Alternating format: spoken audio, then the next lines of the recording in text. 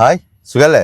ഇപ്പം ഞാൻ ചെയ്യാൻ പോണ വീഡിയോ അല്ലേ, അത് ചിലർക്കൊന്നും അത്ര ഇഷ്ടാവില്ല. കാരണം എന്താ അറിയോ, ഭയങ്കര മനസ്സലിവില്ല ആളുകളാണ്. അതായത് അതൊന്നും കണ്ടു നിൽക്കാനോ അല്ലെങ്കിൽ അതിനെക്കുറിച്ച് അറിയാനോ അവർക്ക് മനക്കട്ടി ഉണ്ടാവൂല, അപ്പോഴത്തേക്ക് മാറ്റും. എന്നാലോ ഈ വ്യക്തിയുടെ വീഡിയോ മുമ്പ് ഉണ്ടായിരുന്നപ്പോൾ എത്ര വലിയ കൊലവിളിയാണെങ്കിലും തെറിവിളിയാണെങ്കിലും മുഴുവൻ ഇരുന്ന് കേൾക്കും ചെയ്യും, കമൻ്റ് അടിക്കും ചെയ്യും. ഞാൻ പറഞ്ഞു വരുന്ന ആരെക്കുറിച്ചാന്ന് ചോദിച്ചാൽ രേണുസുദിനെ കുറിച്ചാണ്. ഈ വിഷയം ഇപ്പോൾ പലരും തട്ടിമാറ്റിയാണ്. അതിൻ്റെ റീസൺ എന്താണെന്നുള്ളത് നിങ്ങൾക്ക് നല്ലപോലെ അറിയാം. കാരണം എങ്ങനെ ഉണ്ടായിരുന്ന രേണുസുദിയാണ് ഇപ്പോൾ ഈ ഒരു സ്റ്റേജിലേക്ക് വന്ന് എന്നുള്ളത് പലരെയും, അതായത് രേണുസുദിനെ കുറ്റം പറഞ്ഞിരുന്നതും നിരന്തരം റിയാക്ട് ചെയ്തിരുന്നതും അത്രയും മോശമാക്കി പറഞ്ഞിരുന്ന ആളുകളൊക്കെ രേണുസുദിയെ ഇപ്പോൾ സ്നേഹിക്കാനൊരു ഗ്യാപ്പ് ഉണ്ടാക്കി നടക്കുകയാണ്. ഒന്ന് സ്നേഹിക്കാനും ഒന്ന് സംരക്ഷിക്കാനും അത്രയും ഗ്യാപ്പ് ഉണ്ടാക്കി നടക്കുകയാണ്. ഞാനും ചെയ്തിട്ടുണ്ട് ഈ രേണുസുദിയുടെ വീഡിയോ. പക്ഷേ എനിക്കതിൽ കുറ്റബോധമൊന്നുമില്ല. കുറ്റബോധം ഇല്ലാത്തത് എന്താണെന്ന് ചോദിച്ചിട്ടുണ്ടെങ്കിൽ, ഇന്നത്തെ രേണുസുദി അല്ലായിരുന്നു അന്നത്തെ രേണുസുദി. അന്ന് ഊരുളക്ക് ഉപ്പേരി എന്നുള്ള മറുപടി ആയിരുന്നു. നല്ല ആർജവമുള്ള, എന്ത് വന്നാലും ഒരു ആന കുത്താൻ വന്നാലും നെഞ്ച് വിരിച്ച് നിൽക്കാനുള്ളൊരു ഗഡ്സുള്ള രേണുസുദി ആയിരുന്നു. ആ സമയത്ത് അവർ സബ് ചെയ്യേ, എൻ്റെ ചാനലിൽ ചെയ്യേ, ആരെന്ത് പറഞ്ഞാലും എനിക്ക് വിഷയമല്ല, എനിക്ക് എന്നത് ബാധിക്കുന്നില്ല, ഞാൻ എൻ്റെ വീഡിയോ ആയിട്ട് മുന്നോട്ട് പോകും, ആരെന്ത് പറഞ്ഞാലും വിചാരിച്ചാലും എനിക്കത് കുഴപ്പമില്ല, എന്നത് ബാധിക്കൂല എന്ന് പച്ചക്ക് ഓപ്പൺ ആയിട്ട് വെല്ലുവിളിച്ച് മറുപടി പറഞ്ഞിരുന്ന ഒരു രേണുസുദി ഉണ്ടായിരുന്നു. ആ സമയത്ത് ഞാനും രേണുസുദിനെ ചെയ്തിരുന്നു. ഇത്തരത്തിലുള്ള കണ്ടന്റ് ഇട്ടിട്ട് ആരാണ് ഇതിനെ സബ് ചെയ്യുന്നത് എന്നൊക്കെ പറഞ്ഞിട്ട് ഞാനും റിയാക്ട് ചെയ്തിരുന്നു. അപ്പൊ ഞാൻ പറഞ്ഞു വന്ന വിഷയം എന്താണെന്ന് ചോദിച്ചാൽ, ഞങ്ങൾക്കിപ്പം രേണുസുദിയുടെ ഒരു വീഡിയോ കാണിച്ചു തരാം. നിങ്ങൾ ആ വീഡിയോ ഒന്ന് കാണി, എന്നിട്ട് ഞാൻ ബാക്കി പറഞ്ഞുതരാം. ദാസേട്ടന്റെ കൂടെയുള്ള വീഡിയോ ലീക്കായെന്ന് കേട്ടല്ലോ. അയ്യോ എടാ, ദാസേട്ടന്റെ കൂടെ അല്ലടാ മോനെ, നിന്റെ തന്തയുടെ കൂടെയുള്ള വീഡിയോ ആയിരുന്നു. തന്തയുടെ ഫോണിൽ കാണിച്ചെന്ന് തിരക്ക് കേട്ടോ. നീ കണ്ടില്ലേ? നിന്നെ കാണിക്കണമെന്ന് ഞാൻ പ്രത്യേകം പറഞ്ഞു അങ്ങേരോട്. കൊള്ളാം, നോട്ടി തന്ത. കേട്ടോങ്ങളെ, ഇത് പഴയ രേണുസുദിയാ. ഈ രേണുസുദിനെ എവിടെ നഷ്ടമായതറിയോ? ഇതുപോലെ പലരും വളഞ്ഞിട്ട് ആക്രമിക്കുന്നു എന്ന് പറഞ്ഞൊരു സമയം ഉണ്ടായിരുന്നു. ആ സമയത്തൊരു ഇന്റർവ്യൂവിൽ ഒരു വാക്ക് പറഞ്ഞു. അത് അത്രയും കാലം രേണുസുദിയെ കുറ്റം പറഞ്ഞിരുന്ന എല്ലാവരെയും മനസ്സ് അങ്ങോട്ട് അലിയിച്ച് കളഞ്ഞു. എന്താന്നല്ലേ, അതൊന്ന് കേട്ടോ. അതെ, ക്യാൻസർ ആണ്.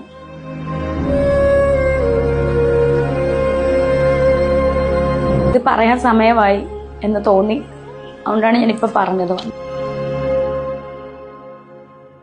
ഈ ഒരു വീഡിയോ ഉണ്ടല്ലോ, ഈ ഒരു വീഡിയോ ആണ് ഇന്നത്തെ രേണുസുദിനെ ഇങ്ങനെ ആക്കിയത്. കാരണം എന്താ വെച്ചാൽ, ഒറ്റക്കാണെന്നുണ്ടെങ്കിലും മനസ്സിനൊരു ധൈര്യം ഉണ്ടായിരുന്നു.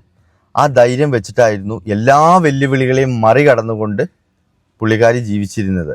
പക്ഷെ പുള്ളിക്കാരി അന്നും ഇന്നും ഞാൻ പറയുന്നു, ചെയ്തുകൊണ്ടിരുന്ന വീഡിയോസിൽ ആ സബ് എന്ന് പറഞ്ഞ് തുടങ്ങിയ ആ വീഡിയോസുകളില്ലേ, ആ വീഡിയോസുകളാണ് അവരെ ഇത്രയും പ്രശ്നക്കാരിയാക്കി മാറ്റിയത്. അതിനെതിരെ ഞാനും സംസാരിച്ചിട്ടുള്ളൂ. ഇപ്പം എന്താ അവസ്ഥ എന്ന് ചോദിച്ചാൽ, പഴയ രേണുസുദി ഇല്ലേ, ആ രേണുസുദി ഇനിയില്ല, അത് കഴിഞ്ഞു. അതായത് ആ ഒരു വീഡിയോ, ആ ഒരു ഇന്റർവ്യൂ കഴിഞ്ഞ് ഇറങ്ങിയിട്ട് തനിക്ക് ക്യാൻസർ ആണെന്നുള്ളത് സമൂഹത്തിനോട് വിളിച്ചു പറഞ്ഞ സമയത്ത് മുമ്പത്തെ രേണുസുദി അതോടുകൂടെ തീർന്നു. പിന്നെ വന്നതും കാണുന്നതും കണ്ടുകൊണ്ടിരിക്കുന്നതൊക്കെ പുതിയൊരു രേണുസുദിയാണ്. ഈ രേണുസുദിയൊക്കെ നിങ്ങൾ നോക്കി, നമുക്കൊക്കെ എന്താ പറയുക, സത്യത്തിൽ വല്ലാത്ത സഹതാപമുണ്ട്. പക്ഷെ അന്നായാലും ഇന്നായാലും ഞാൻ ചെയ്തിരുന്ന വീഡിയോസ്, അവരുടെ ആ സബിൻ്റെ വീഡിയോസിന് അതിന് മുമ്പ് എന്നോട് എത്രയോ ആളുകൾ ചോദിച്ചിരുന്നു, എന്താ രേണുവിനെ കുറിച്ച് ചെയ്യാത്തു, എന്താ രേണുവിൻ്റെ പുതിയ വീഡിയോ കണ്ടില്ലേ. ഞാൻ അതിമൊക്കെ മെയിൻ ചെയ്തിരുന്നില്ല. അതിപ്പോൾ കുറച്ച് കാലം കഴിഞ്ഞതൊക്കെ വരും എന്ന് അറിഞ്ഞുകൊണ്ടൊന്നും അല്ല. കാരണം എങ്ങനെയെങ്കിലും എന്തെങ്കിലും കാട്ടിക്കൂട്ടി പോട്ടെ എന്ന് വിചാരിച്ചിട്ട് ഞാൻ പലപ്പോഴും ഒഴിവാക്കിയിരുന്നു. അവസാനം ഈ സബിൻ്റെ കാര്യം വന്നപ്പോഴാണ് ഞാൻ റിയാക്ട് ചെയ്തത്. ഞാൻ അധികമൊന്നുമില്ല, 1-2 വീഡിയോ ഞാൻ ചെയ്തിട്ടുള്ളൂ. അതിമെന്ന് ഞാൻ പിടുത്തം വിടുകയും ചെയ്തിരിക്കണം. പക്ഷെ സത്യം പറഞ്ഞാലുണ്ടല്ലോ, ഈ ഒരു അവസ്ഥ ആർക്കും പടച്ചോൻ കൊടുക്കാതിരിക്കട്ടെ. എന്തായാലും കണ്ണും മനസ്സും ഒക്കെ നനഞ്ഞു ഈ ഒരു അവസ്ഥ കണ്ടിട്ട്. അതിലുപരി പുള്ളിക്കാരിയെ ഇന്നലെ ഐസിയിലേക്ക് മാറ്റിയിട്ടുണ്ട്. കുറച്ച് സീരിയസ് ആണ് സംഭവം. 4th സ്റ്റേജും കഴിഞ്ഞിട്ടുള്ള നിൽപ്പാണ്. അതായത് അവരെന്നെ മരണം മുന്നിൽ കണ്ടുകൊണ്ടുള്ള ഒരു ജീവിതമാണ് ഇപ്പോൾ ജീവിക്കുന്നത്. അവർക്ക് രോഗമുണ്ടെന്ന് വിചാരിച്ചിട്ട് അവരെക്കാൾ കൂടുതൽ ജീവിക്കുമെന്നൊന്നും ഇന്നത്തെ കാലത്ത് പറയാൻ കഴിയൂല. ഇപ്പോഴത്തെ മരണം എന്നൊക്കെ പറഞ്ഞു കഴിഞ്ഞിട്ടുണ്ടെങ്കിൽ രംഗബോധമില്ലാത്ത കോമാളിയാണ് മരണം എന്ന് പറയില്ലേ, അങ്ങനത്തെ ഒരു അവസ്ഥയാണ്. ഓരോരുത്തരുടെ മരണവാർത്തയൊക്കെ കേൾക്കുമ്പോൾ നമ്മൾ തന്നെ അതിശയപ്പെട്ടു പോകുന്നുണ്ട്.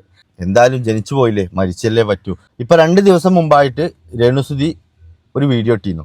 ആ വീഡിയോയിൽ പറഞ്ഞത് എന്താ വെച്ചാൽ, കിച്ചു 11 വയസ്സ് മുതൽ ഞാൻ അവനെ നോക്കി വളർത്തിയത്, ഒരു അമ്മയുടെ സ്ഥാനത്ത് നിന്ന് ഞാൻ എല്ലാം ചെയ്തു കൊടുത്ത് വളർത്തിയതാ. എനിക്കിങ്ങനെ ഒരു ക്യാൻസർ വന്നു എന്നറിഞ്ഞിട്ട് പോലും ആ മോനൊന്നും എന്നെ വന്ന് കാണാൻ കൂട്ടാക്കിയില്ല. എനിക്ക് അതിൽ വളരെ സങ്കടമുണ്ട്.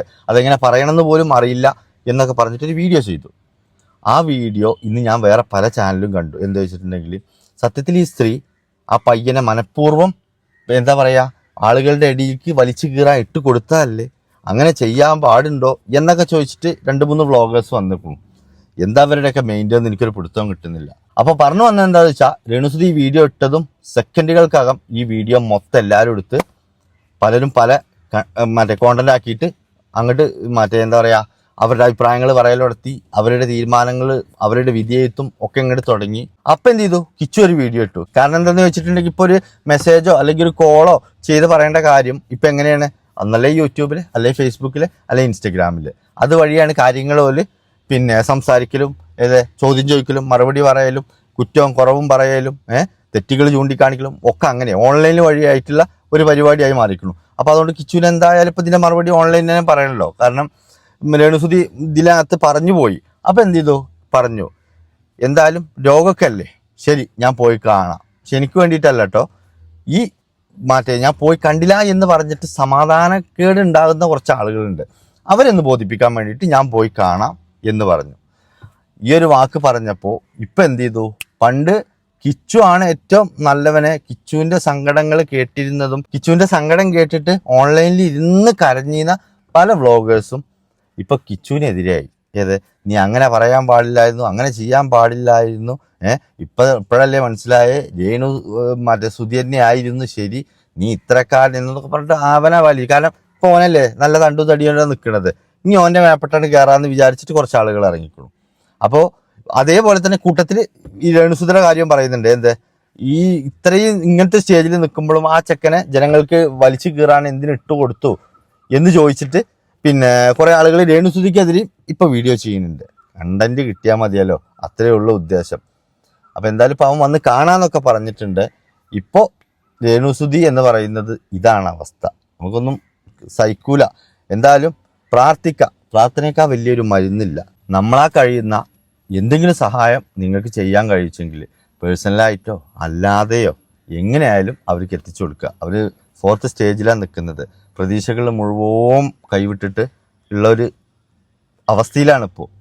അപ്പോൾ എന്തായാലും പ്രാർത്ഥന അത് നിങ്ങൾ അവർക്ക് വേണ്ടി ചെയ്യുക. അവർ ചെയ്ത തെറ്റുകളും അവർ ചെയ്ത പിന്നെ കാര്യങ്ങളെക്കുറിച്ചും അവർക്ക് തന്നെ ബോധ്യമുണ്ട്. അവരെന്നെ ഇപ്പോൾ കുറച്ച് മുമ്പ് ഒരു വീഡിയോ പറഞ്ഞു, എൻ്റെ ചികിത്സക്ക് വഴിയില്ലാത്തത് കൊണ്ടാണ് ഞാൻ ഇങ്ങനെയൊക്കെ ചെയ്തത്, അല്ലെങ്കിൽ ഒരിക്കലും ഞാൻ ആഗ്രഹിച്ചിട്ടില്ല ഇങ്ങനെയൊന്നും ആവണം ചെയ്യണം എന്നുള്ളതൊന്നും. പക്ഷേ എൻ്റെ രോഗത്തെക്കുറിച്ച് മറ്റുള്ളവരോട് പറയാനും എനിക്ക് താല്പര്യമില്ല. കാരണം എന്നൊരു രോഗിയായി കാണുന്നത് എനിക്കിഷ്ടമുണ്ടായിരുന്നില്ല. അത് പറഞ്ഞാൽ എൻ്റെ എല്ലാ ധൈര്യവും പോകും എന്നെനിക്കറിയായിരുന്നു എന്നൊക്കെ പറഞ്ഞിട്ട് സത്യം അവർ പറഞ്ഞത് എങ്ങനെ, അതാണ് പറഞ്ഞതിന് ശേഷം അവരവസ്ഥ വളരെ മോശമാണ്. ഏതൊരു സാഹചര്യത്തിലായാലും ശരി, നമ്മുടെ മനധൈര്യം നമ്മുടെ കയ്യിൽ നിന്ന് വിട്ടുപോയോ നമുക്ക് ചുറ്റും 10,000 പേരുണ്ടായിട്ടും കാര്യമല്ല, നമ്മളുടെ കാലുകൾക്ക് പോലും ബലം കിട്ടൂല. ആ ഒരു അവസ്ഥയിലാണ് ഇപ്പം അവർ നിൽക്കുന്നത്. അപ്പം അവരെ കുറിച്ചിട്ടുള്ള വീഡിയോകൾ ചെയ്യുന്നവരോടാട്ടോ ഇപ്പം എനിക്ക് പറയാനുള്ളത്, വിട്ടുകള, ഒഴിവാക്ക്. എങ്ങനെയെങ്കിലും ഇനിയുള്ള കാലം അവരൊന്ന് സമാധാനത്തോടെ ജീവിച്ചോട്ടെ. അപ്പോൾ ഓക്കെ, അടുത്ത വീഡിയോ കാണാം.